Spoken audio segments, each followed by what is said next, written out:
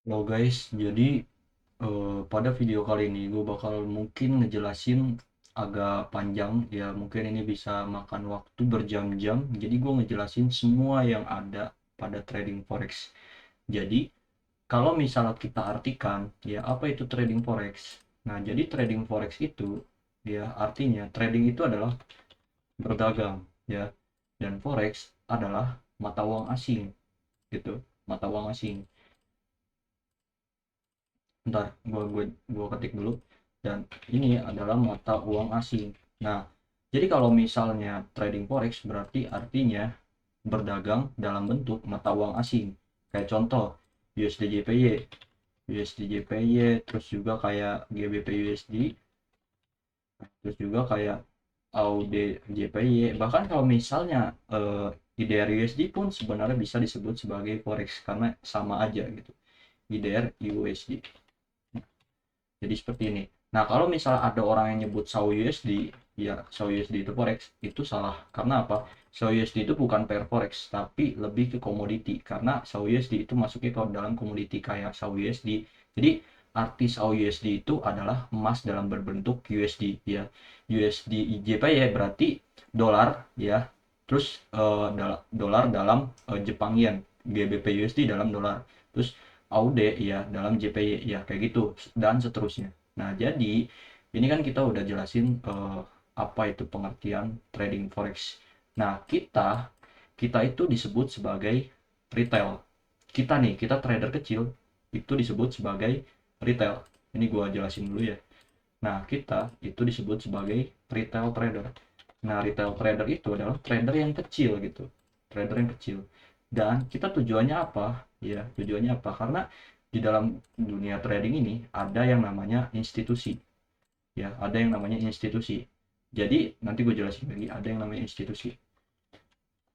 Nah, jadi institusi ini adalah sebuah perusahaan besar atau mungkin sebuah negara yang mungkin mampu menggerakkan sebuah harga.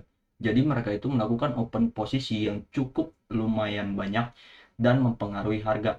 Kita para retail trader itu tidak mempengaruhi sama sekali gitu dalam trading gitu. Nah, nanti gue bakal lebih jelasin lagi ya. Nah, kita lanjut pada lanjutnya. Nah, juga nanti kita bakal diperkenalkan dengan yang namanya broker. Nah, jadi broker ini adalah yang membantu retail untuk melakukan trading ya. Nah, gue jelasin satu persatu ya. Nah, jadi kita sekarang bakal beralih ke broker. Ya, kita nanti gue hubungkan semuanya. Kita beralih ke broker. Jadi, apa itu broker? Jadi, broker itu ibarat rumah, ya, ibarat rumah. Jadi, dia itu lebih tepatnya dia itu yang membantu kita dalam melakukan transaksi. Nah, kayak contoh gini. Kita, ini kan kita nih retail. Nah, kita retail, kita ingin melakukan posisi, ya, kita melakukan entry, buy, atau sell pada trading. Nah, kita minta bantuan pada broker. Nah, nanti brokernya bilang kepada liquidity provider. Nah, liquidity provider itu apa? Jadi, liquidity provider itu adalah yang menyediakan harga. Ya, makanya kalau nanti nanti gue jelasin lagi. Jadi, liquid, sorry. Jadi, mereka itu liquidity provider ya. Nah, liquidity provider. Jadi retail ini yang ingin entry, ingin melakukan deposit, ingin melakukan WD itu melakukannya dari broker gitu. Nah, broker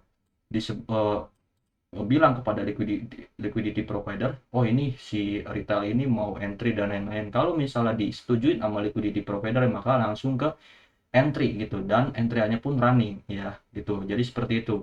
Nah, jadi balik lagi ya, liquidity provider ini adalah yang menyediakan harga. Makanya kalau misalnya kalian pernah lihat broker-brokernya itu beda-beda harga karena beda-beda yang diikutinya sama mereka. Karena liquidity provider itu bukan cuma satu, mereka sama kayak broker banyak sekali ya.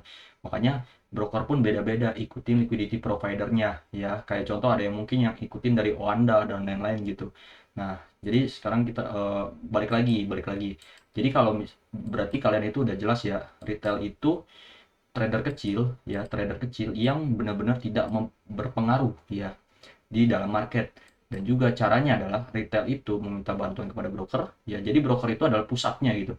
Kayak contoh, broker ini ada beberapa tipe, ya ada yang brokernya itu lokal, ya ada broker kayak dari Indonesia, ya ada broker yang dari luar negeri, ya. Dan juga untuk cara memilih brokernya pun nanti gue bakal jelasin. Dan ini liquidity provider, ya, dan kita sebagai retail tuh sebenarnya nggak bisa langsung trading di liquidity provider juga nih, gue jelasin lagi. Karena apa? Ya karena bakal susah gitu. Dan juga harus membutuhkan modal yang begitu besar. Makanya kita tradingnya di broker, ya karena broker itu menyediakan banyak sekali gitu. Kayak contoh di sini. Jadi gue di sini bakal jelasin, ya broker itu menyediakan apa. Nah, broker itu menyediakan leverage. Nah, ini mungkin orang-orang yang bilang trading itu judi karena dari leverage-nya. Jadi contoh gini, harga SAU ya, harga gold ya. Contoh kita mau trading di gold. Di gold itu ya harga aslinya untuk lot paling kecil. Jadi kan lot paling kecil dalam trading itu 0,01 dan aslinya harganya itu contoh 2000 dolar. Nah, jadi kita harus mempunyai modal sebesar ini untuk melakukan open posisi. Nah, tapi ada broker yang menyediakan ya leverage itu 1 banding 2000, ya 1 banding 2000, 1 banding 2000, yang artinya 2000 ini dibagi 2000, jadi ini sebagai pinjaman dari broker ya. Untuk apa? Untuk kita bisa entry. Jadi kalau misal 2000 dibagi 2000 itu artinya 1.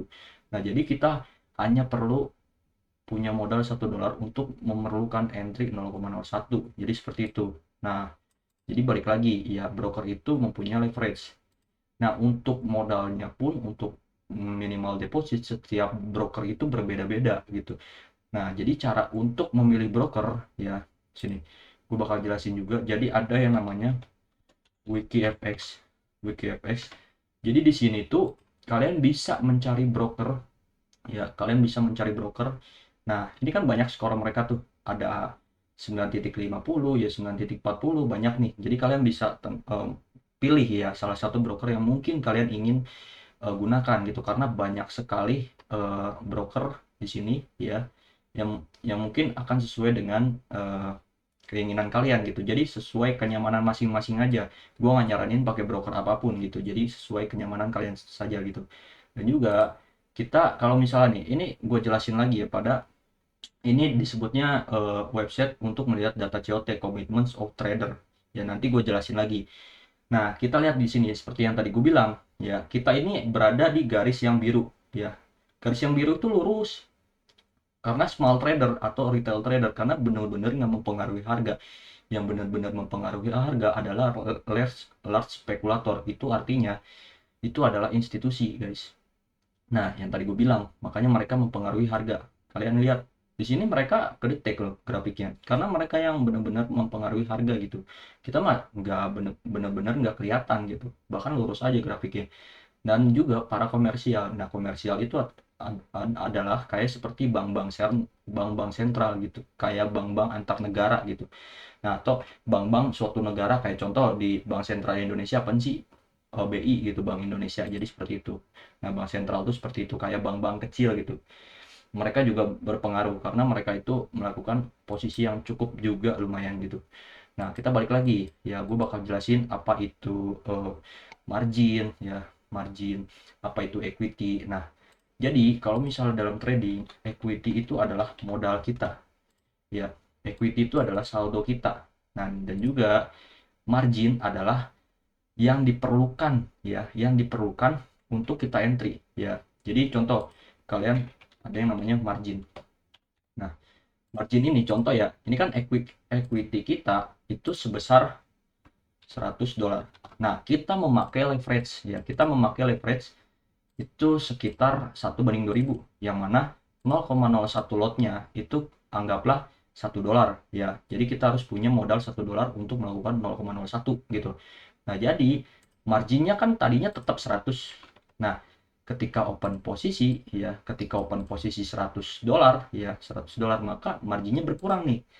Marginnya berkurang, maka marginnya itu berada pada 99 ya, 99. Tapi tetap kalau misalnya ini terus minus kayak contoh dari 100 ya terus minus sampai ke 80 ya, modal kita yang tadinya 100 kita minus nih jadi 80 sekarang, tetap marginnya tetap berkurang yaitu di 79 gitu. Karena artinya apa, semakin berkurang bukan semakin kita bisa entry banyak lagi, karena sekarang saldo kita segini berarti margin yang tersisa 79. Nah makanya ada orang yang full margin. Jadi full margin itu artinya apa, kalau misalnya modal 100 kalian menggunakan lot 0,01 itu sampai habis semua marginnya. Jadi kan yang tadi gue bilang ya, harga harga lotnya berarti $1 ya, berarti kalian 0,01 aja kali 100 gitu. Nah itu adalah 0,1 ya, 0,1. Jadi kalian harus harus ada segini, ini kan kali 10 ya, kali 100 berarti 1 gitu. Jadi lot kalian 1. Nah ini disebutnya full margin, jadi semua marginnya dipakai. Jadi ketika ini turun turun dikit pun ya, kalian minus dikit pun kalian langsung habis. Itu yang disebut full margin. Dan di sini gue bakal jelasin apa itu pips. Jadi pips itu ya, pips itu adalah sebuah perbandingan harga. Mungkin kalian kalau misalnya buka aplikasi MetaTrader ya, nanti gue jelasin lagi. Mungkin kalau misalnya kalian buka aplikasi MetaTrader, kalian mungkin melihat harga seperti ini. Ya, ada dua garis yang menandakan sebuah harga. Ini kayak contoh nih, gue jelasin bagian atasnya lagi. Nah, dua seperti ini. Nah, kalian lihat di sini kan ada harga dan harga gitu. Nah ini sebutnya pips. Itu adalah eh, ini bukan pips, ini adalah spread gitu. Nah sorry gua salah jelasin, ini adalah spread gitu. Nah ini adalah spread seperti ini tulisannya. Nah spread. Jadi spread itu ya, spread itu ini adalah sebuah perbandingan harga yang tujuannya untuk keuntungan broker ya. Jadi ya kali broker itu nggak ada spreadnya gitu. Nah jadi jadi kan broker ini yang membantu kita dalam trading, dan broker mengambil keuntungan dari spread, jadi mereka itu kayak contoh kita ngebeli pasti ada selisih harga, yang mana selisih harganya itu eh, menjadi keuntungan sebuah broker gitu. Nah broker ini ada dua tipe untuk yang dibagikan ke kita. Ada yang tidak ada spread, jadi kayak benar-benar kosong, cuman satu aja ya, nggak ada selisih harga, tapi mereka ngambilnya dari komisi. Jadi pas kita entry, saldo kita langsung berkurang gitu. Kayak contoh komisinya, kita kan equity kita $100, kita entry 0,01. Nah kalau misalnya komisinya 0,02 ya berarti sisa saldo kalian 99,8 gitu. Nah 90 ya 99,8. Nah jadi berkurang gitu lewat komisi. Tapi kalau misalnya lewat spread itu nggak berkurang, tapi kayak cuman selisih harga. Jadi kalau misalnya kalian entry ya, yang tadi gue bilang ya, di bagian sini kalian entry, contoh kalian entry buy, nah otomatis kalian udah minus duluan kalau misalnya spread ya. Nah untuk sekarang kita bakal ngejelasin pips. Jadi cara untuk menghitung pips nih, jadi pips itu adalah satuan points ya. Nah ini disebutnya pips. Nah ini ya tulisannya, ini pips. Nah sekarang gue jelasin langsung pada market. Nah jadi contoh kita mau trading di gold, kita mau trading di gold. Nah ini kan ada banyak nih ya, kalian mungkin bingung ya cara menghitung pips itu gimana. Nah jadi untuk menghitung pips pada gold ya, kalau misalnya naik satu ya, 4180 ke 4181 ya, jadi naik satu nih, itu dihitungnya 10 pips pada gold gitu. Jadi contoh sekarang harganya itu di, contoh di sini kita bulatkan aja lah, jadi 4262 dan naiknya itu sampai 4607 ya. Jadi kira-kira ini kenaikannya berapa pips nih ya, kan yang tadi gue bilang ini kan kalau misalnya naik satu ini 10. Nah jadi dari 4262 ke 4607 ya, 4562 maksudnya ke 4607, berarti ini kenaikannya berapa ya, berarti kenaikannya itu 450 pips ya. Karena ini kalau misalnya kita hitung dari sini ya, mungkin kalau misalnya kalian bingung, 60 ke 62 ke 4607 itu kan 45, kita tinggal kalikan 10 aja gitu. Jadi jawabannya 450 pips dari sini ke sini. Jadi gitu untuk menghitung yang namanya pips gitu. Nah sekarang kita bakal, ini kan gue udah jelasin semua tuh apa itu bank sentral, institusi ya, dan juga eh, kita sebagai retail trader, dan juga margin, spread, pips ya, dan apapun itu. Dan juga sekarang gue bakal ngejelasin pair forex. Jadi kalau misalnya kalian bingung ya, bang kok ada SAUD, ada USD JPY gitu. Nah, kalian pasti bingung kan? Maksudnya kayak ada SAW USD, ya. Maksudnya SAW USD, USD-nya kan di belakang. Nah, sekarang USD, kenapa USD-nya di depan? Jadi gini, cara membacanya. Nah, di bagian depan, ya, di bagian depan USD, ya, ini disebutnya sebagai, ini bagian depan, kalian jangan lihat USD-nya. Nah, di bagian depan ini sebutnya base currency. Di bagian belakang ini disebutnya JPY, ya. Yang di bagian belakang ini disebutnya quote currency. Ini gue catat dulu. Nah, di bagian depan ini disebutnya base currency. Nah, di bagian belakang ini disebutnya quote, ya, quote currency gitu, quote currency.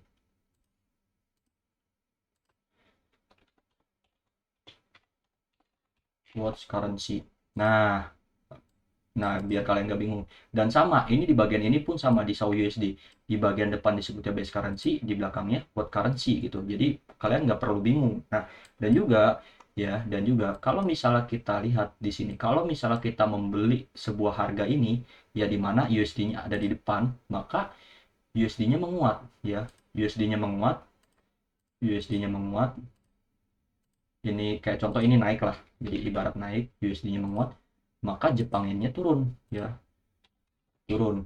Nah, Jepang yen turun. Kalau ini kebalik ya.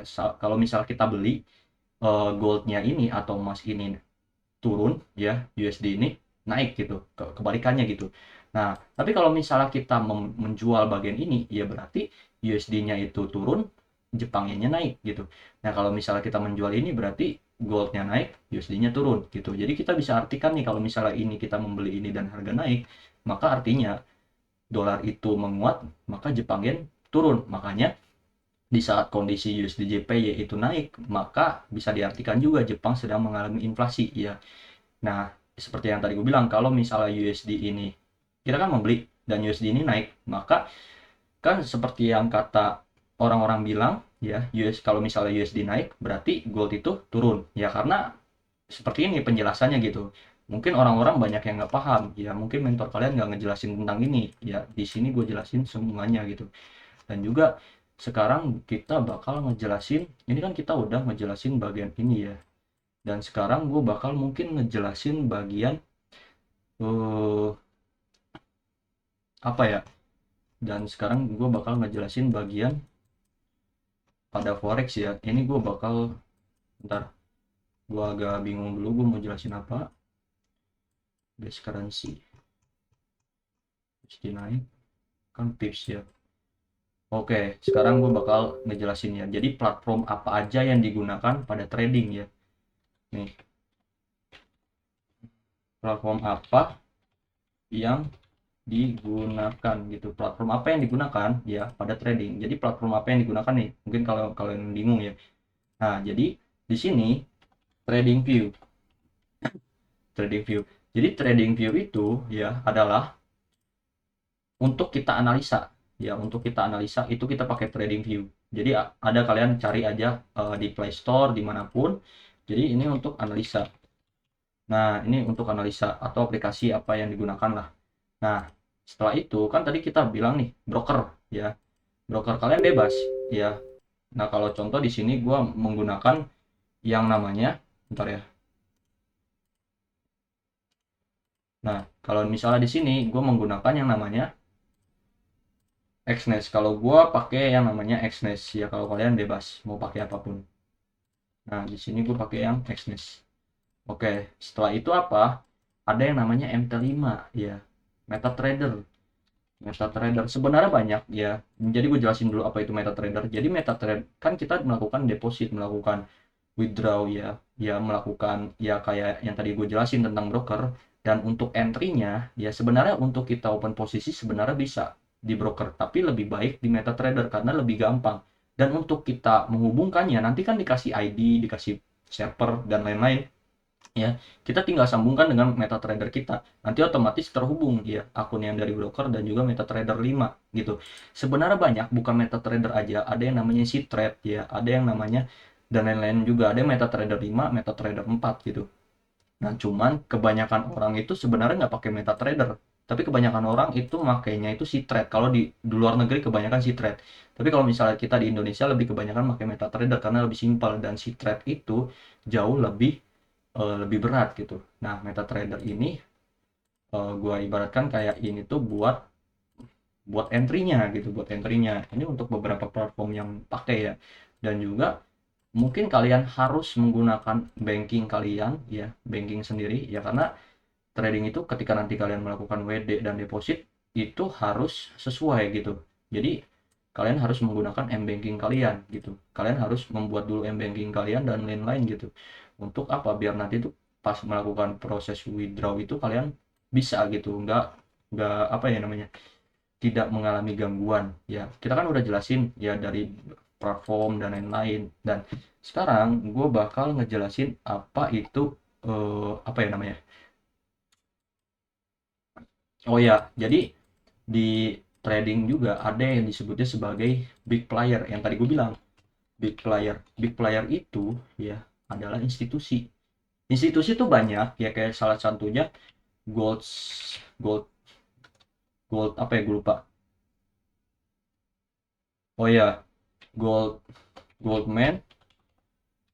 Nah, Goldman Sachs ya, dan juga ada yang namanya ini JP Morgan. Nah, ini beberapa big player yang ada di ini, contohnya ada dua ya. Ini contohnya ada dua. Dan ini gue jelasin dulu ya, big player ini yang mengatur maksudnya institusi itu mereka itu institusi itu mereka itu yang ngebuat gold ini ya, yang ngebuat market lah. Jadi mereka itu mengumpulkan yang namanya likuiditas gitu. Jadi tujuan mereka itu mengumpulkan likuiditas. Jadi apa itu likuiditas? Likuiditas itu adalah orderan. Nanti gue jelasin lagi. Jadi institusi itu perannya itu penting banget ya dalam mengumpulkan likuiditas. Nanti gue jelasin pada video selanjutnya. Dan mereka ya melakukan open posisi besar-besaran. Ya mungkin kalian akan nangkep sendirinya, karena yang menggerakkan market tuh hanya institusi dan juga komersial yang tadi gue bilang gitu. Nah, sekarang kita lanjut ya. Nanti gue bakal jelasin lagi, tapi nanti gitu. Nah, sekarang kita beralih dulu ya. Nah, jadi sekarang gue bakal jelasin sesi waktu gitu. Sesi waktu pada pada ini ya, pada market ya. Jadi market itu mempunyai 4 sesi ya. Pertama, sesi Asia, terus juga sesi London, London, terus ada sesi New York. Nah, New York ini ada dua ya. Pertama New York yang pertama, ya yang kedua New York yang kedua gitu. Nah, New York, terus New York lagi. Nah, jadi kalau misalnya kalian bingung ya, jadi ada 4 waktu dalam satu hari.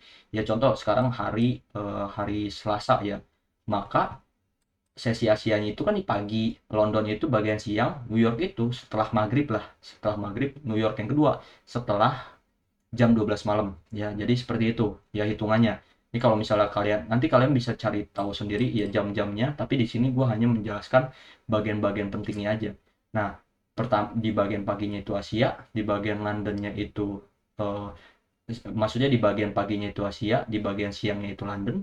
New York itu di bagian habis maghrib ya. New York pertama, New York kedua itu habis jam 12 gitu. Nah, ini pada waktu harian. Nah, ada empat waktu. Dan juga kalau misalnya dalam satu bulan pun ada 4 minggu ya. Satu bulan ada 4 minggu, dan juga dalam satu tahun terdapat 4 kuartal gitu. Jadi selalu 4, 4, 4, dan 4. Dan sebenarnya kalau misalnya kita bedah lagi, nanti kita bedah lagi lah. Nah, langsung ke satu tahun. Nah, satu tahun itu mempunyai 4 bagian.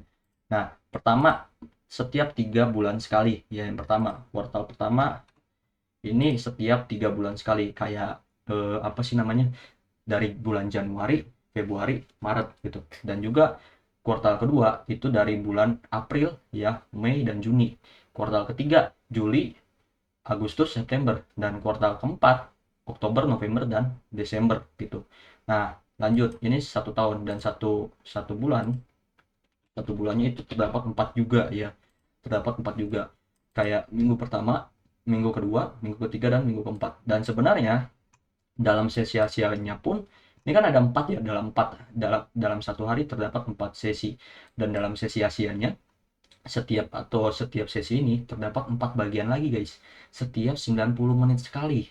Nah, jadi dalam sesi Asia terdapat 4 bagian, London itu terdapat 4 bagian, New York itu terdapat 4 bagian, dan New Yorknya lagi terdapat 4 bagian gitu. Nah, jadi sesi Asianya itu kalau maksudnya satu sesinya itu ya terdapat 4 bagian itu 90 menit sekali, 90 menit, 90 menit, dan 90 menit. Dan 90 menitnya lagi terdapat 4 bagian lagi setiap 15 menit sekali. Eh, iya ya, setiap 15 menit sekali. Ya, jadi 4 bagian gitu. Nah, jadi seperti itu guys. Sorry, sampai 90 ya, sampai 90. Gua salah tadi. Nah, lanjut ya. Ini kan kita sesi waktu ya, sesi waktu. Dan gua akan memperkenalkan juga yang namanya siklus pada gold gitu. Nah, jadi ini gua bakal jelasin semua yang ada di market gitu. Jadi gua bakal jelasin. Nah, kita bakal beralih pada siklus waktu. Nah, jadi kalau misalnya kalian tahu pada BTC itu mempunyai 4 cycle. Nanti gue jelasin lagi. Kita pertama di sahur terlebih dahulu. Nah, di bagian sahur kita sekarang menggunakan time frame jam ya, kita menggunakan time frame monthly guys. Ya, sebentar. Oke, sekarang itu gold. Ya, ini dia. Oke, kita sekarang pakai monthly ya. Jadi gold itu tuh mempunyai siklus 31 tahun sekali. Ya, 31 tahun sekali. Dimulai pada tahun 1949. 1949 dia terjadi yang namanya penurunan 1949 ya, di bagian sini agak jauh 1949. Nah, setelah itu 31 tahun setelahnya itu terdapat pada tahun 1980. Oke. Dan juga 31 tahun setelahnya itu terdapat pada tahun 2011. Dia terjadi penurunan juga. Jadi setiap masuk siklus ini dia terjadi yang namanya penurunan. Nanti 31 tahun setelahnya itu berada pada tahun ya, pada tahun 2042, tapi belum sampai. Dan juga kalau misalnya kita lihat setiap siklus ini, gold ini penurunannya itu sampai 50% kurang lebih. Jadi penurunannya itu 50%. Di tahun 2011 juga sama. Ya, nanti kalau misalnya 2042 ya, suatu saat gold itu mencapai angka 6.000 atau 7.000 ya, contoh anggaplah 7.000, maka penurunannya itu bisa sampai 3.500 kalau 50% gitu. Nah, jadi seperti itu guys untuk pada cycle waktu. Nah, sekarang kan sudah gue udah menjelaskan cycle waktu ya. Nah, sekarang kita beralih pada fundamental gitu. Fundamental pada trading. Jadi kalau misalnya kalian trading hero itu harus berpatokan pada yang namanya fundamental. Jadi fundamental itu apa? Ya, fundamental itu adalah kita analisa menggunakan data, menggunakan berita, menggunakan sentimen gitu. Jadi kayak contoh, kalian itu maksudnya kalian hari ini ada kebijakan dari Trump ya, atau mungkin ada news atau juga mungkin ada sentimen yang muncul, entah itu dari geopolitik ya, kayak tiba-tiba perang terjadi. Nah, itu mempengaruhi ke harga. Kayak contoh gini, gue bakal jelasin salah satu contohnya aja ya. Gue pada di minyaknya aja ya, di minyak. Jadi pada pada kemarin ya, pada kemarin itu minyak itu ya, kan perang nih sama Iran ya, maksudnya Amerika perang sama Iran, menyebabkan Selat Hormuz ditutup ya, kelangkaan minyak terjadi, maka harga akan naik. Dan itu salah satu contoh fundamental. Nah, jadi kita harus selalu update fundamental, biar apa? Biar kita tuh nggak ketinggalan gitu, nggak ketinggalan info, nggak ketinggalan masuk gitu. Karena apa? Kita balik lagi, institusi itu masuk ya, masuk lebih dulu karena mereka juga analisanya sama, mereka selalu pantau yang namanya fundamental. Jadi mereka ketika fundamental muncul nih, kayak tiba-tiba ada perang ya, mereka langsung masuk duluan gitu. Jadi mereka nggak mau telat gitu. Jadi seperti itu institusi itu. Nah, yang tadi gue bilang ya, ini kan kita analisa secara secara geopolitik yang tadi ya. Nah, bagaimana kalau misalnya kita analisa secara fundamental? Nah, kayak contoh gini, kita analisa sebuah USD/JPY. Ya, ini kan secara teknikal ya. Nah, sebenarnya untuk cara baca fundamental kalian tinggal cari aja di website ya. Jadi website itu ada yang menyediakan berita-berita ya, berita-berita forex terbaru gitu. Jadi kalian bisa cari website yang namanya kalau nggak salah World Monitor ya, untuk yang gratis World Monitor ini terdapat ini juga beritanya juga, berita-beritanya update di bagian sini gitu, di World Monitornya. Nah itu kan tadi secara geopolitik ya. Nah sekarang kita contoh, anggaplah kita sudah membaca berita tentang forex, yaitu Jepang. Jadi contoh gini, ini gue hapus-hapusin dulu ya. Jadi contoh gini, kita sekarang analisa Jepang gitu. Nah kalau misalnya dilihat, Jepang itu sekarang itu sentimennya bagus untuk mengalami kenaikan ya, bagus untuk mengalami kenaikan, yang artinya ya, jadi contoh ada news tiba-tiba muncul ya, di mana si Jepang Yen ini tiba-tiba pemerintahnya itu sedang melakukan usaha untuk menekan inflasi, yang mana kalau misalnya kita artikan pada pair yang sebelumnya udah gue jelasin, kalau misalnya inflasi untuk menekan, maksudnya kayak untuk menguatkan kembali Jepang Yen, maka yang diperlukan apa ya, yang diperlukan kita nge-sell dong, karena otomatis harga akan turun ke bawah gitu. Jadi seperti itu untuk fundamentalnya. Jadi kita cocok logikan, jadi kalau misal USD-JP-nya turun ya, maka SAU USD-nya akan naik gitu. Jadi seperti itu guys, jadi kebalikannya gitu.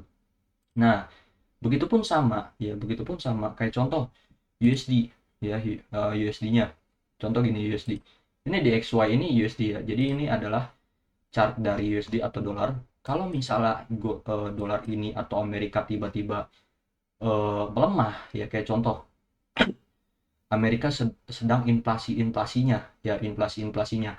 Nah maka dolarnya itu apa tadi ya, melemah gitu, melemah karena apa, ini turun ya karena apa, mereka itu mengalami inflasi, kayak penurunan ekonomi pada negara mereka, yang menyebabkan ketika inflasi terjadi, orang-orang akan membeli emas karena untuk melindungi mata uang mereka, melindungi nilai yang mereka miliki, yang apa, nanti orang-orang itu pada melakukan yang namanya safe haven. Jadi nanti ada istilah safe haven di mana orang-orang menyimpan semua uang mereka pada emas untuk menyelamatkan diri mereka untuk investasi masa depan, agar mereka tidak kemakan inflasi. Jadi seperti itu guys. Nah ini untuk analisa fundamental, dan juga kita bakal analisa fundamental tapi secara ini ya, secara data. Jadi contoh, kita itu trader itu berpatokan pada NFP ya. Jadi ada beberapa news NFP kayak NFP, CPI, FOMC, dan juga JOLT. Nah, dan juga kayak PPI, PMI. Nah, jadi ada beberapa news. Jadi cara bacanya itu gampang. Jadi kalian harus lihat dulu ya, news NFP itu artinya apa sih? Kalau misalnya news NFP itu artinya tingkat pengangguran, ya tingkat pengangguran. Kalau misalnya pengangguran yang naik, ya, maka maka apa? Maka dolar itu menurun, ya, dolar itu menurun. Karena apa? Dolar itu melemah nantinya. Kalau misalnya dolar yang melemah, ya, dolar yang melemah nih, maka goldnya akan naik ya, jadi seperti itu. Nah kalau misalnya kita lihat CPI, sekarang kita beralih ke CPI. CPI itu adalah tingkat inflasi. Kalau misal inflasinya naik, maka ya betul, maka dolar akan menurun, sehingga dolar naik, maka gold itu akan naik. Jadi seperti itu contohnya untuk analisa CPI. Nah kayak contoh nanti pada hari Jumat itu bakal ada news ya. Nah pada gold ya, pada gold ini gua hapus dulu ya, pada gold. Nah ini gua hapus dulu. Nanti pada hari Jumat atau bentar ya. Nah, ini nanti pada hari Jumat, ini pada hari Jumat ini terdapat news. Bentar, ini Jumat bukan ya? Sorry, sorry. Nah, iya, ini nanti pada hari Jumat terdapat news NFP ya, di mana ini sebelumnya 178. Nah, prediksinya 60, yang artinya gold itu nurun ya, karena apa? Bukan gold itu turun tapi USD-nya turun maksudnya, sorry. Nah 178 ke 60 berarti dolar itu nurun, berarti artinya apa ya, artinya mereka itu eh, mengalami kenaikan tingkat pengangguran gitu. Jadi seperti itu, maka dolar itu turun gitu, karena yang tadi gue bilang NFP itu artinya tingkat pengangguran, maka gold itu nantinya akan naik gitu. Jadi seperti itu. Nah dolar turun dan gold ini akan naik gitu, jadi seperti itu guys. Nah, dan juga kalau misalnya kalian lihat ya, banyak sekali news. Cuman ada salah satu news yang beda. Sorry, ada salah satu news yang beda itu adalah unemployment rate gitu. Jadi mereka itu kalau misalnya dolarnya naik, ya prediksi mereka naik, maka gold juga ikut naik. Ya, maka gold juga ikut naik. Jadi seperti itu, guys.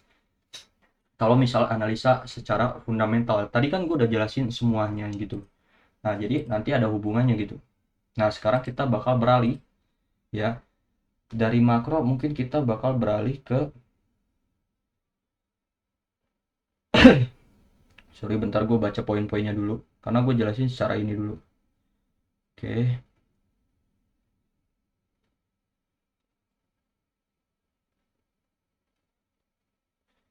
Oke, sekarang kita bakal beralih kepada kita kan udah jelasin yang namanya memahami DXY udah ya. Oke, udah ini juga korelasi gold dan oh ini udah.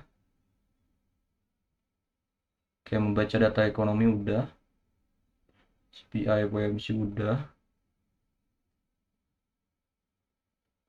Market cycle udah. Oke, sekarang kita mungkin bakal beralih ke market structure.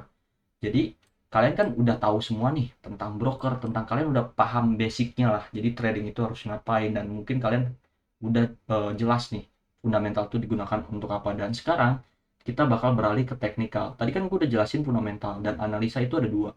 Pertama fundamental dan kedua itu teknikal ya.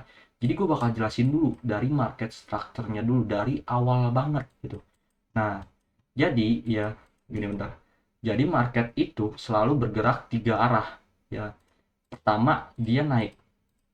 Naik itu disebut sebagai bullish ya, disebut sebagai bullish. Disebut sebagai bullish. Turun itu disebut sebagai bearish gitu. Ini bearish. Nah, bullish itu diambil dari kata banteng, bearish itu diambil dari kata beruang. Nah, kalau misalnya bolak-balik seperti ini, itu disebutnya sideways gitu. Ini disebutnya sideways. Market itu lagi sideways. Nah, jadi pergerakan market itu ada tiga. Pertama dia bullish, ya ketiga itu bearish atau penurunan. Kedua itu sideways, ya. Jadi seperti itu. Nah, gue bakal liatin ya ke chart. Jadi seperti apa sideways itu, jadi seperti apa uptrend itu. Kita lihat sekarang. Ini lagi bullish, oke. Ini dia lagi sideways. Ini dia lagi bearish. Jadi seperti itu, guys. Dan juga ya, dan juga kalau misalnya kita lihat pada chart ya. Ini kan kita secara grafik dulu ya, secara jangkauannya gitu. Nah, jadi untuk membacanya seperti ini, ya, membacanya seperti ini. Ini masih pada dasarnya terlebih dahulu, ya, masih pada dasarnya terlebih dahulu. Nah, ini adalah disebutnya higher high, higher high. Ini disebutnya higher high. HH, ya, ini gua simpel aja HH. Ini HH juga. Ini adalah HL, ya. Ini juga HL. Dan ini adalah HH. Aduh, sorry. HH. Nah, ini HH itu adalah higher high. Higher high. HL itu adalah higher low. Nah, jadi seperti ini. Kalau misalnya market structure pada bullish gitu atau uptrend. Nah, kalau misalnya bearish seperti apa? Ini gue kayak di sini ya. Kalau misalnya bearish seperti apa? Jadi seperti ini. Nah, ini di bagian atas ini disebutnya sebagai LH lower high ya. Ini sebagai LL lower low. Ini lower high ya. Ini lower low. Ini juga lower low gitu. Nah, jadi kalau misalnya lower high itu tulisannya seperti ini. Lower high gitu. Jadi seperti ini. Nah, kalau misalnya lower low, kalau misalnya L lower low tulisannya seperti ini. Nah, jadi bisa bisa bisa tahu ya kalian itu ya ada dua ya, ada dua higher high, higher low, higher high, higher low, higher high gitu. Nah, tulisannya seperti ini. Tapi kalau misalnya bolak-balik beda. Kalau misalnya bolak-balik bagian atasnya itu disebut sebagai ikiha ya atau equal low, equal high. Nah, bagian atas. Nah, gue ketik dulu equal high. Nah, bagian bawahnya adalah equal low. Nah, jadi seperti itu guys. Bagian bawahnya disebut sebagai equal low. Nah, jadi seperti ini. Ya, paham lah ya sampai sini. Nah, untuk sekarang kita kan udah paham nih, ya. Kita kan udah paham tentang ini. Mungkin kalau misalnya kalian mau screenshot dulu silakan. Nah, sekarang kan kita udah paham ini. Tapi kalau misalnya terjadi seperti ini gimana nih?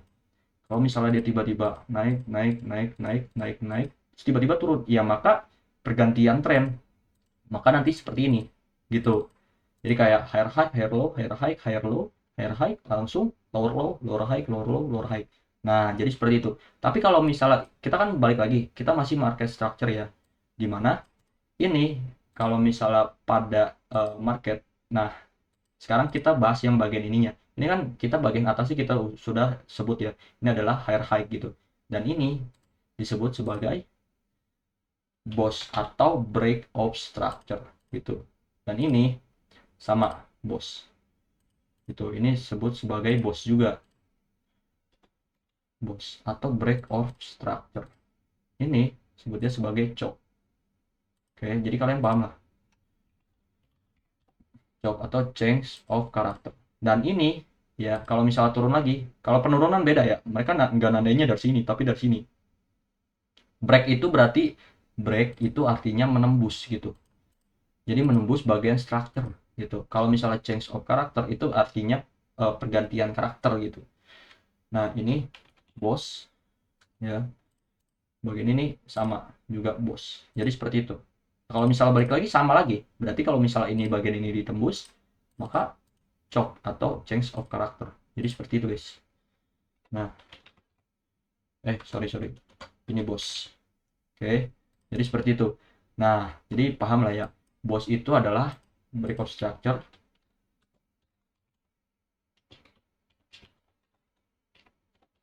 Break of structure. Nah, kalau misalnya choke, ya itu disebutnya change of character.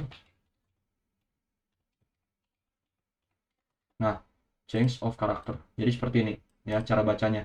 Kalau misalnya boss, chokes, kalau misalnya ini boss lagi. Nah, tapi bedanya apa? Sama aja kalau misalnya tiba marketnya lagi sideways. Gue jelasin juga. Kalau misalnya marketnya lagi sideways sama aja. Kalau misalnya ini break, ya tapi bukan boss. Ya, tapi bukan boss. Tapi intinya dia break aja. Nanti gue jelasin. Nah, ini kan kita sudah mengenal pemahaman dalam market structure gitu. Jadi pergerakannya ini selalu seperti ini. Ya, bisa naik, bisa turun, bisa bolak-balik. Dan juga sekarang gue bakal ngejelasin kalian tentang support dan resisten ya. Metode yang mungkin semua trader itu menggunakan gitu. Jadi apa itu resisten ya? Jadi resisten itu adalah harga tertinggi, men. Nah, sekarang kita lihat harga tertingginya di bagian mana? Di bagian sini. Dan untuk nandainya ya, jadi nanti gue jelasin dulu dah. Ini kan bagian resisten itu yang paling atas. Ya, harga tertinggi. Bagian terendahnya itu di mana? Di bagian sini. Ini bagian supportnya, guys. Nah, ini bagian terendah. Nah, gitu. Jadi seperti ini ya. Nah, ini bagian ininya adalah resisten, bagian ininya adalah support gitu. Jadi seperti itu, guys. Gue jelasin. Nah, jadi sekarang lanjut ya ke pembahasan berikutnya. Nah, kalau misalnya bagian resisten ini suatu saat ditembus, maka dia akan naik lagi ke atas. Dan ini juga sama. Kalau misalnya bagian ini suatu saat ditembus, bagian supportnya, maka ini akan ditembus. Maka ini akan terus ke bawah. Nah, ini kan tadi gue bilang bagian paling atasnya adalah resisten. Nah, bagian paling bawahnya adalah support.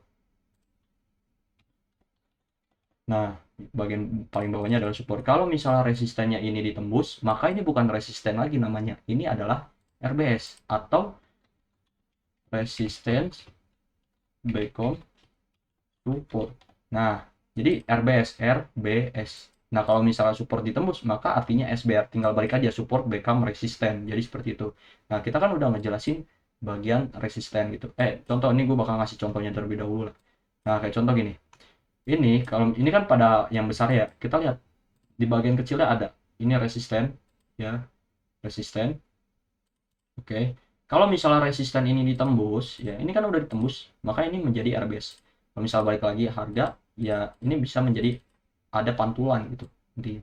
Nah, kalian lihat ketika harga balik ke bawah, maka ada pantulan harga akan ke atas. Dan mungkin kalian bingung ya, ini apa sih ini apa sih yang kotak-kotak ini disebutnya candle karena apa, bentuknya seperti lilin candlestick. Nah jadi ada beberapa chart ya, jadi mungkin kalian lebih familiar pada ini ya, ini disebutnya line ya.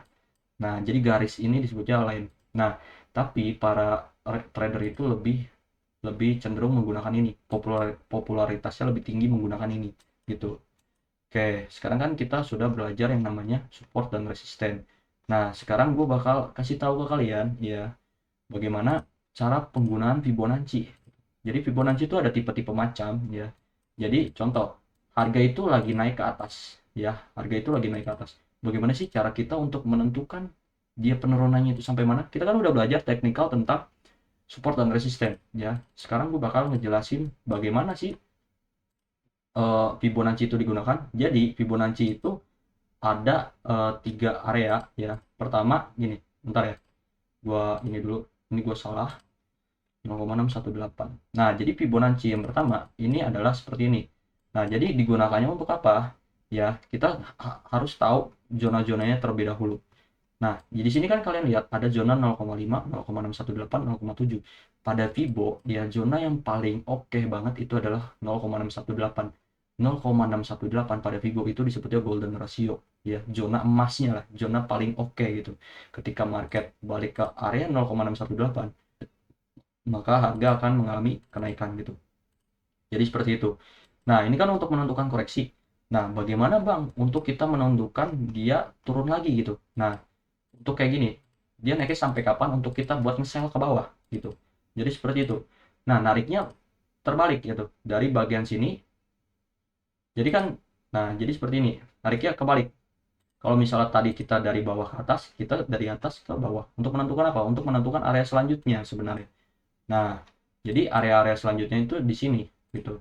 Jadi kalau misalnya nanti market naik lagi ke atas, kita bisa nge-sell di bagian sini. Nah, jadi seperti itu.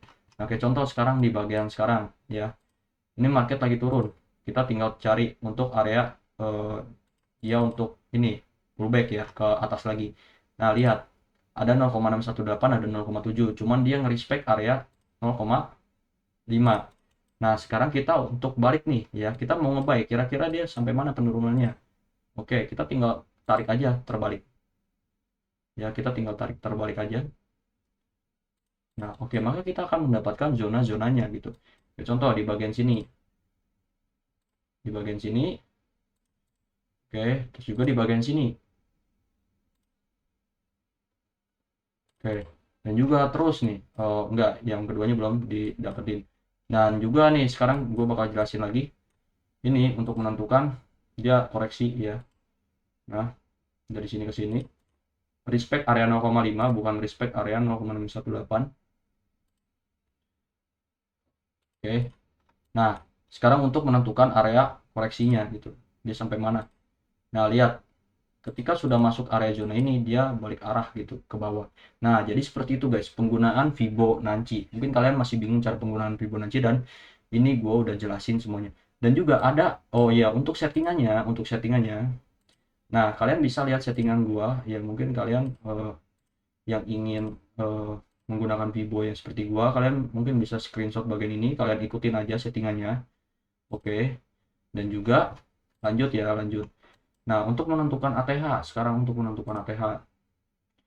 Nah, jadi ATH itu apa? Itu titik tertinggi ya, titik tertinggi. Jadi emas itu selalu membuat titik tertinggi, titik tertinggi. Jadi kan beda sama resisten ya. Sekarang adalah titik tertinggi. Ini titik tertinggi sebelumnya, titik tertinggi emas selama ini, terus ditembus, maka dia ngebuat ATH. ATH itu apa? ATH itu all time high, titik terendah selama ini gitu. Dalam masanya gitu, dalam seluruh waktunya dia yang paling tinggi. Kayak sekarang all time high-nya berarti di sini ya. Maka kalau misalnya dia ditembus, dia membuat baru lagi all time high-nya. Jadi seperti itu. Nah, untuk menentukannya, ini kalau misalnya daripada waktu-waktu yang lalu ya, ini gue menggunakan candle daily biar lebih kelihatan. Nah, contoh gini. Kita untuk menentukan ini kan all time high sebelumnya. Kita tinggal tarik aja dari atas sampai bawah ya, zonanya di atas, tapi bukan pakai Fibo yang sebelumnya gue kasih, tapi menggunakan Fibo yang ini. Oke, sorry, menggunakan Fibo yang ini sebenarnya. Oke, nah kita menggunakan Vibo yang ini. Oke, jadi kalian bisa tahu nih ATH-nya sampai mana gitu. ATH-nya sampai mana dan sampai sini. Oke, ini juga sama, ATH-nya sampai mana. Oke, sampai sini ternyata. Nah, ini untuk penggunaan Vibo, guys. Nah, gitu. Sekarang beralih ke bagian ini. ATH-nya sampai mana kira-kira? Oke, di bagian sini ternyata. Oke, jadi kalian bisa tahu ya, kira-kira ATH-nya itu sampai mana. Dan untuk mungkin nanti ya, ini contoh nih titik terendahnya. Kita tinggal tarik aja. Oke, nanti kita bakal ketemu area yang baru gitu. Dan itu berada jauh di atas ya, yaitu berada pada 9 ribuan gitu harganya. Nanti bakal ke sana gitu gold itu. Dan lanjut, sekarang kan gue udah ngejelasin Fibonacci. Jadi sekarang gue bakal ngejelasin, mungkin gue nggak ngejelasin semuanya ya. Ya, biar kalian tuh nanti cari sendiri gitu. Jadi gue bakal jelasin basicnya aja. Mungkin kalian nanti akan bingung gitu kalau misalnya gue jelasin semuanya gitu. Nah, contoh gini, kita kan bingung nih pasti mau naruh SL-nya di mana ya. Contoh kalian menggunakan strategi support dan resisten yang tadi gue udah kasih gitu. Contoh gini, kalian ya entry di bagian sini, oke. Nah, ini kan ada resisten sebelumnya ya. Ketika masuk ke bagian sini, yang pertama kalian lakukan adalah harus ini dulu, menentukan resikonya dulu ya. Kalian mau di mana stop lossnya, oke. Kalian mau di mana stop lossnya. Kalau sudah ditentukan, maka kalian tentukan target profitnya atau TP-nya. Oke, jadi kalian harus tentukan dulu ya, harus tentukan dulu stop loss-nya di mana ya, resikonya di mana, baru target profitnya. Jadi seperti itu. Kayak contoh kalian menggunakan Vibo ya. Di sini kalian sudah tentukan Vibonya yang tadi gue bilang. Ya, kalian entry di 0,618. Nah, di bagian sini, sorry gue ubah dulu kayak yang tadi sebelumnya. Oke, kalian entry di 0,618 ya. Kalian tinggal open posisi buy di sini. Oke, kalian tentukan dulu ya stop loss-nya, TP-nya, baru kalian tulis di akhir. Jadi seperti itu, guys. Nah, jadi stop loss yang paling enak itu dimana ketika ya kita ikutin, maksudnya kayak ikutin market structure. Jadi contoh gini ya, seperti yang tadi gue bilang, kita menggunakan mindset baru ya. Contoh, ini di bagian ini ada resisten ya, dimana kita nge-sell di bagian sini, dan stop lossnya kita di atas market structure, Nah, jadi artinya apa ya, ketika market ini nantinya nembus ya, ini contoh, dan nembus ini, dia akan balik arah, guys. Dia akan balik arah, jadi seperti itu. Nah, dan ini contoh ya, ini kan dia belum nembus nih, maksudnya untuk ngebreak suatu resisten itu diperlukan nembusnya bukan dari ekornya aja, tapi harus sama body candlenya, paham nggak? Jadi tembusnya itu harus sama body candle ya, biar dikatakan valid gitu. Oke, jadi kalian paham kalau misalnya sampai situ aja. Tapi teknik kali ini agak panjang penjelasannya, cuman mungkin kalian bakal ngerti maksudnya. Nah, ini untuk masalah stop loss. Oke, dan kalian mungkin akan paham sendiri nantinya kalian menemukan jalannya gitu. Dan sekarang gue bakal ngejelasin gitu. Nah, ini kan kita udah tahu nih, ini adalah candle. Nah, bagian ini tuh apa sih, Bang? Ya, kayak bagian ini. Nah, kalau misalnya kalian lihat ya, candle kayak contoh ada candle di bagian sini, ada candle di bagian sini. Nah, kayak ada candle di bagian sini. Nah, ini kan ada ekor, pasti ada ekor, kedua ekor. Nah, ada dua ekor seperti ini. Dan di bagian bawahnya ya, di bagian bawahnya yang candle bagian tengah ini jadi candle ini berada di tengah-tengah. Jadi candle naik, dan ini candle pertengahnya. Candle tengah yang tidak ditutupin candle ini disebutnya FVG, guys. Ini disebutnya FVG atau apa? Atau fair value gap. Nah, ini adalah fair value gap, guys. Jadi kalau misalnya kalian bingung, ini adalah fair value gap. Jadi ini bisa dijadikan tempat titik entry kita. Karena apa? Kalau misal dalam penjelasannya, fair value gap itu artinya di mana, contoh nih, ini kan ada fair value gap di bagian sini. Nah, ini ada fair value gap. Artinya apa? Di sini buyer itu sudah mulai muncul dan cukup banyak ya. Di bagian sini juga ada. Ini fair value gap. Nah, Artinya apa ya, yang tadi gue udah jelasin. Maka ketika eh, fair value gap muncul, berarti ada impulsif tiba-tiba ya, berarti ada dorongan dari buyer atau seller yang membludak ya, dan membuat candle ini lebih, maksudnya kayak tiba-tiba strong gitu. Nah itu disebutnya fair value gap, dan itu bisa diartikan seperti itu ya. Nah kita kan sudah ke fair value gap, dan sekarang gue mungkin bakal jelasin itu aja ya untuk masalah teknikal, yang sisanya kalian bisa cari sendiri atau mungkin belajar di channel gue, karena di channel gue itu menjelaskan semuanya gitu ya. Ya tentang teknikal, tentang apa, kalian bisa cari lagi di video gue, ada di bawah itu banyak yang masalah teknikal. Nah sekarang gue bakal ngejelasin, eh, kita kan udah ngejelasin waktu, kita udah ngejelasin teknikal, kita udah pembahasan semuanya, dan sekarang mungkin gue akan ngejelasin tentang psikologi gitu. Nah psikologi atau mental dalam trading, banyak orang FOMO gitu. Itu FOMO itu salah satu terbesarnya sebenarnya. FOMO, lihat candle tiba-tiba naik seperti ini nih, naik seperti ini, mereka langsung buru-buru buy ya, kayak berharap banget harga akan naik lagi ke atas. Padahal kenyataannya apa? Ya mungkin aja harga bisa naik turun lagi ke bawah. Kayak contoh kemarin lagi marak-maraknya gold bisa sampai naik ya, bisa naik sampai mana sih? Yang contoh gue ke daily dulu dah. Nah, contoh seperti ini. Kemarin itu lagi marak-maraknya ya, orang ngebeli di bagian sini ya, karena gold itu naik. Karena apa? Banyak orang FOMO, men. Banyak orang FOMO tiba-tiba muncul gitu. Nah artinya ya lu bakal kejebak nantinya. Nah itu lu harus hindarin yang namanya rasa FOMO lu.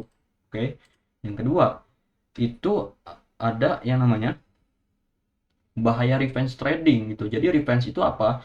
Lu itu ego lu tuh masih bener-bener rakus. Nanti kalau misalnya kalian masih pemula, kalian mungkin akan ngerasain revenge. Jadi revenge itu, lu udah kena stop loss, lu entry lagi.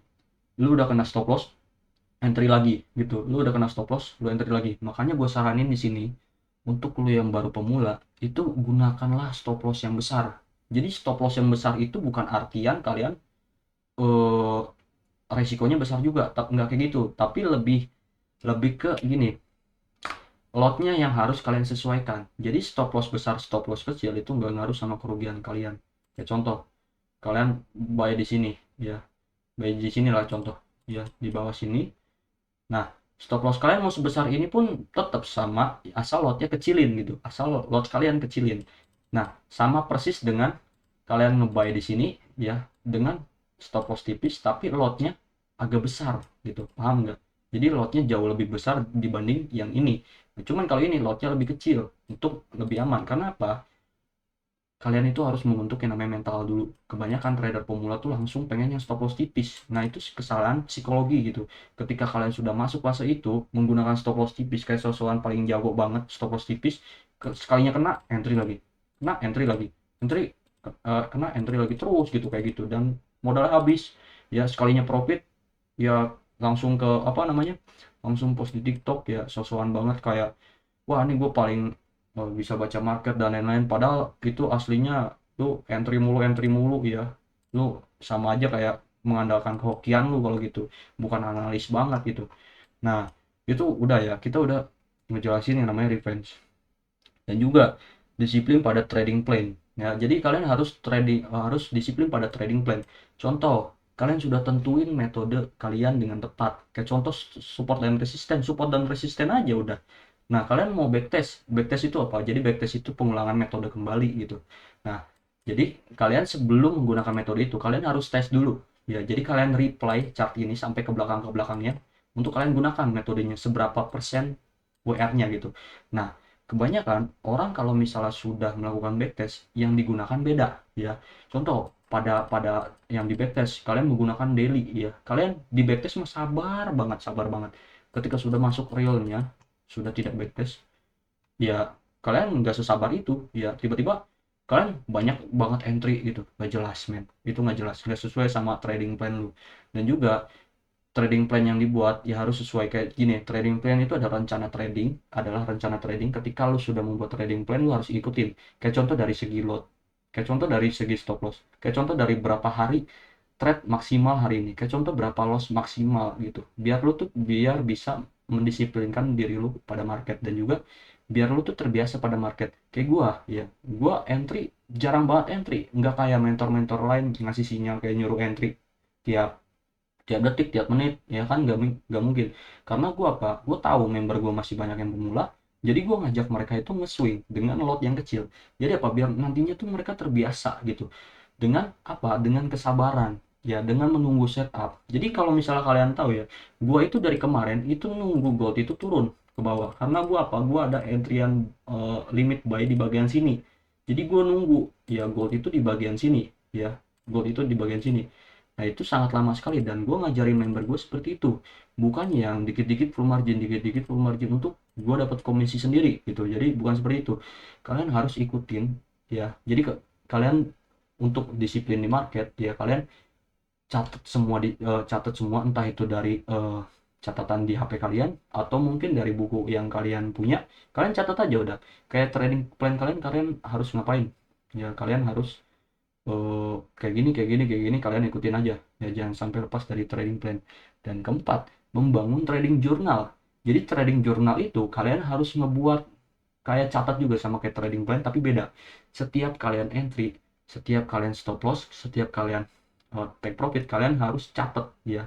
Kayak contoh, gue mau beli di bagian sini, gue catat alasannya apa. Alasannya karena gini, di bagian besarnya ini terdapat yang namanya Fibo ya, terdapat yang namanya Fibo nih di bagian 0,618 sorry.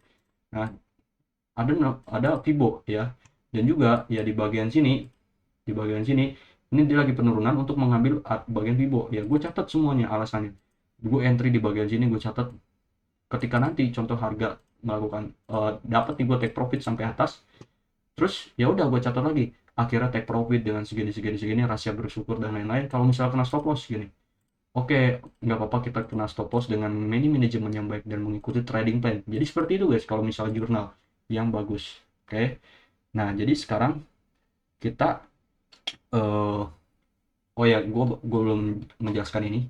Nah untuk kalian untuk cara kalian bisa lebih sukses dalam trading, kalian harus seperti ini pemikiran.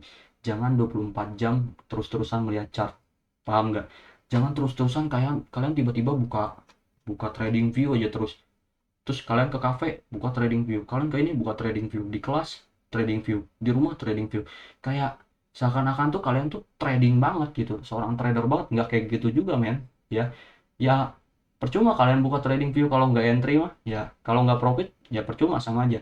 Jadi gue saranin jangan terus-terusan melihat chart, jangan terus-terusan entry ya, jangan terus-terusan kalian tuh kayak berpikir oh gue buka trading view gue udah disebut trader. Nggak gitu juga men ya. Jadi kalian bukan bukan sebagai trader, itu kayak FOMO aja, kalian ikut-ikutan kayak kalian beli tab 7 juta biar bisa analisa. Dan juga tab itu nggak bisa bikin lu profit ya, nggak bisa bikin lu profit dengan lu punya kayak contoh lu punya iPad ya atau MacBook, lu beli MacBook buat analisa, padahal dari HP juga bisa ya. Banyak kok orang yang bisa profit cuman kayak analisa dari HP aja gitu, tergantung mereka nya gitu. Nggak harus lu kayak oh iya gue pengen profit gue harus punya MacBook dulu, nggak kayak gitu men ya. Jadi lu stres itu namanya men. Nah sekarang kita lanjut ya kesimpulan langkah-langkahnya. Jadi sebenarnya banyak ya. Pertama yang tadi gue bilang, trader itu harus mengikuti fundamental, jangan pernah membaca harga dari teknikalnya aja. Paham nggak? Jadi lu harus lihat dulu fundamentalnya, sekarang dunia ini lagi kayak gimana ya, sekarang gold ini seperti apa kira-kira ke depannya, dari fundamental. Dan juga dari teknikalnya. Teknikal itu digunakan untuk meminimalisir resiko, bukan untuk menebak harga akan kemana. Walaupun lu udah metode lo bagus ya, tapi kalau misalnya nggak dibarengin sama fundamental, apa ya, apa jadinya nantinya. Nah sekarang gue bakal jelasin ya kenapa gue bilang teknikal itu digunakan untuk meminimalisir resiko. Nah karena contoh kita dalam fundamental tahu gold akan mengalami kenaikan karena big player dan Cina contoh sedang memborong emas. Maka ketika harga ke bawah, contoh gini, sekarang harga di sini dan fundamentalnya bagus, kalian beli di sini ya, beli di sini.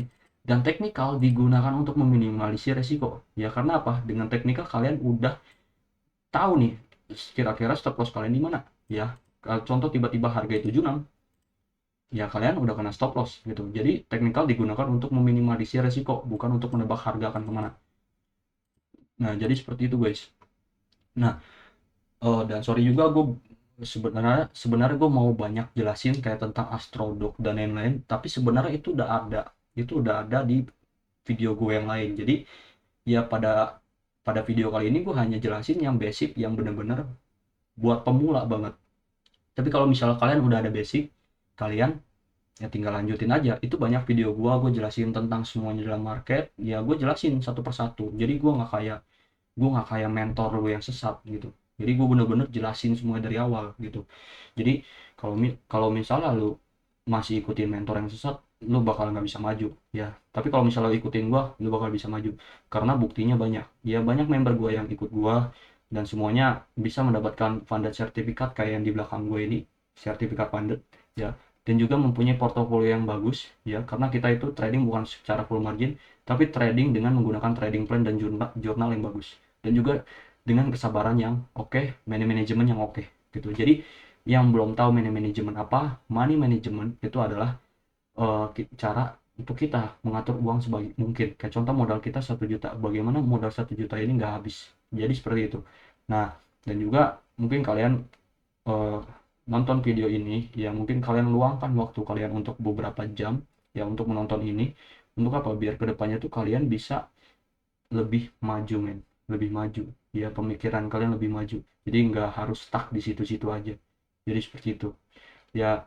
Mungkin kalau misalnya kalian ingin belajar lebih lanjut, ya kalian bisa cari aja nama Telegram gua, itu sama seperti nama YouTube gua dan juga nama TikTok gua. Jadi kalian bisa cari gitu nama gua di Telegram. Nanti kalian DM aja, bang gue pengen belajar dan lain-lain ya lebih lanjut. Ya mungkin nanti gue bisa bantu kalian dari segi apapun gitu. Mungkin kalian eh, lebih kayak psikologi kalian kurang gitu, kayak kurang bagus, metode kalian kurang bagus ya, nanti gue bisa bantu kayak, bang, kayak modal yang bagus berapa, nanti gue bisa jawab kayak, bang bantuin gue buat lolos fase 1 pandat, gue bisa jawab gitu. Dan juga ya banyak lagi. Jadi gue datang di sini untuk membantu kalian yang ingin eh, maju gitu. Jadi jangan stuck di situ-situ aja ngikut mentor abal-abalan yang cuman ngandelin komisi aja gitu. Nah, ya udah, jadi seperti itu aja guys yang gue jelasin semuanya dari awal ya. Ya sampai jumpa ke video selanjutnya guys.